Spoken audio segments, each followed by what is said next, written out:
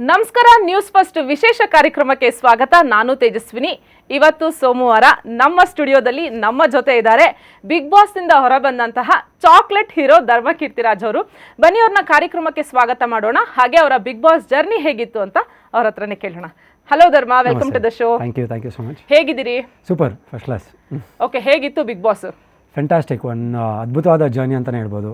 ನನ್ನ ಲೈಫಲ್ಲಿ I think ಒಂದು ಸೆಕೆಂಡ್ ಇನ್ನಿಂಗ್ಸು ನವಗ್ರಹ ಆದಮೇಲೆ ಐ ಥಿಂಕ್ ಒಂದು 15 ವರ್ಷದ ಒಂದು ಜರ್ನಿ ನವಗ್ರಹ.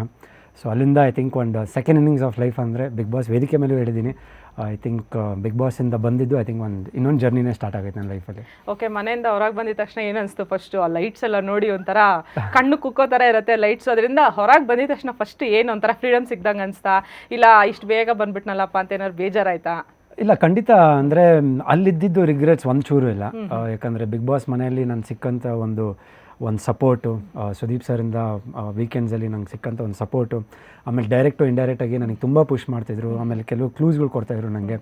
ಸೊ ಐ ಥಿಂಕ್ ಆಮೇಲೆ ಆಚೆ ಬಂದಿದ ತಕ್ಷಣ ಆಬ್ವಿಯಸ್ಲಿ ಮನಸ್ಸಿಗೆ ಒಂಚೂರು ಬೇಜಾರು ಆಗೇ ಆಗುತ್ತೆ.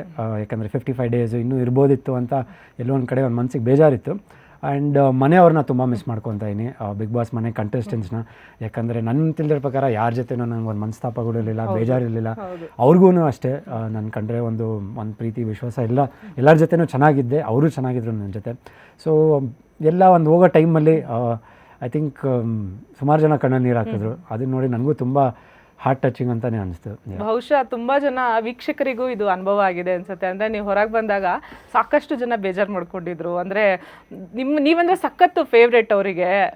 ಸೊ ಇದ್ರ ಬಗ್ಗೆ ಏನು ಹೇಳ್ತೀರಿ? ಆ್ಯಂಡ್ ಇವಾಗ ತಾನೇ ನಮ್ಮ ಆಫೀಸ್ಗೆ ಒಬ್ರು ಫ್ಯಾನ್ ಹುಡ್ಕೊಂಡ್ ಬಂದಿದ್ರು ನಿಮ್ಮನ್ನ.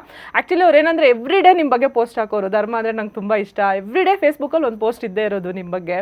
ಸೊ ಇದ್ರ ಬಗ್ಗೆ ಏನು ಹೇಳ್ತೀರಿ? ಅವ್ರಿಗೆ ಥ್ಯಾಂಕ್ಸ್ ಹೇಳಬೇಕು. ನಿಮ್ಮ ಆಫೀಸಿಗೆ ಬಂದು ಮೀಟ್ ಮಾಡಿದ ತಕ್ಷಣ ಅವರು ತುಂಬ ಪ್ರೀತಿಯಿಂದ ಮಾತಾಡ್ತಾರೆ. ನಮ್ಮ ಮನೆಯಿಂದ ಏನೋ ಒಂದು ತಂದಿದ್ರು, ಇಂಗು ಮೆಣಸು ಅಂತ. ಅವ್ರ ಹೆಸರು ಮಂಗಳ ಅಂತ ಹೇಳಿ, ಅವರು ಅವ್ರದೇ ಒಂದು ಮನೆಯಲ್ಲೇ ಪ್ರಿಪೇರ್ ಮಾಡ್ತಾರೆ. ಸೊ ತಿನ್ಬಿಟ್ಟು ಹೇಳಿ ಮೆಸೇಜ್ ಮಾಡಿ ಅಂತ ಖಂಡಿತ ನಿಮ್ಮ ಚಾನಲ್ ಮುಖಾಂತರನೂ ಹೇಳ್ತಾ ಇದ್ದೀನಿ. ಅವ್ರಿಗೆ ಖಂಡಿತ ಮೆಸೇಜ್ ಮಾಡೇ ಮಾಡ್ತೀನಿ ಟೇಸ್ಟ್ ಮಾಡಿಬಿಟ್ಟು. ಆ್ಯಂಡ್ ಥ್ಯಾಂಕ್ಸ್, ನಿಮ್ಮ ಪ್ರೀತಿ ಅಭಿಮಾನ ನೀವು ತೋರಿಸ್ತಾ ಇರೋದು. I mean